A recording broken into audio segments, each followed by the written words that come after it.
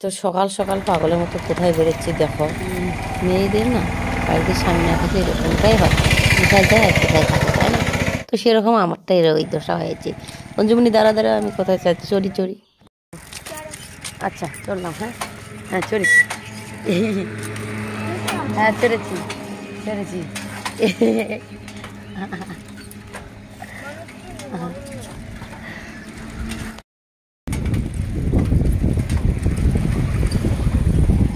তো অঞ্জুমনি এই যে দেখো কেরাবেড়া করে চলাচ্ছি, আমি কিন্তু চড়েও নিয়ে নিচ্ছি। এই যে দেখো, কারণ আমি বেশি ধর মোটা না, পাতলা। এই যে দেখো একটু, এই দেখো না আমার ভাগ্যটা কিরকম ভালো দেখো, এত কম বয়সে আমার মেয়ে সাইকেলেতে উঠতে পারছি, তাই না? দেখো তো আজকে আমরা কোথায় যাচ্ছি, আমরা আজকে যাব বন্ধুকে এডমিশন করতে স্কুলে। কারণ আমার গ্রামের পাশেই দিব, বেশি দূর দিব না, ছোটো মোটো একটু বাজার আছে ওইখানে দিব। কারণ আমার কপাল যে মন্দ, আমি পড়াশোনা ভালো করতে চাইছিলাম, আমি মেয়েকে ভাবছিলাম আমি ওকে হাই সেকেন্ডারিতে দিব আর কি, বাসুগাঁও। কারণ আমার সেটার ভাগ্যটা আমার জুটলো না, ভাগ্যটা এত খারাপ, দিতে পারলাম না।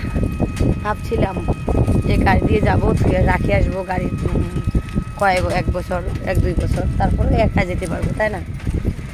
তো এরকম ভাবছিলাম, কারণ আমার কপালে নেই। আমাদের গ্রামের কয়েকজন যাবো আর কি এই বাসুগাঁও। তো যাই হোক বন্ধুরা, আমার মেয়েকে আমি দুঃখে কষ্টের মাঝে মানুষ করার চেষ্টা করবো আর কি। চলো বন্ধুরা, স্কুলে যাই, দেখা হবে। ওকে, আর সেটা একটু যে কোনো বাচ্চার না বাবা না থাকলেও চলে, কারণ মারা মানুষ করতে পারে, কিন্তু বিশেষ করে সন্তানের মা হারালে কখনো মানুষ হতে পারে না, তাই না? এরকমটাই হয় কিন্তু। তো এই যে স্কুলে এসলাম, আসার পরে তো মাস্টার এডমিশন করার পর ওকে বই দিবে, কারণ পুরানা বই আছে, সেগুলো কদিনের মতো পড়তে দিবে আর কি।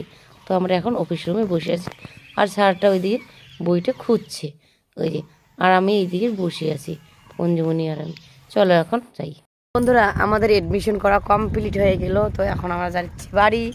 তো এই যে অঞ্জুমনি নিয়ে আর আমি ভদ্রলোকের মতো হয়ে বসে নিয়েছি। কত সুখ রে বুনিমা, তোর মতন সুখী আর নেই রে এই পৃথিবীতে। দুইটা চর দিলে ঠিক হয়ে যাবে। চলো বন্ধুরা, আমি এরকমই পাগলের মতো বলি, তাই না? আর দেখি কোথায় যাই এখন, কাজকর্ম করে তো বের হয়েছি না, আর টেনশন নেই। চলো।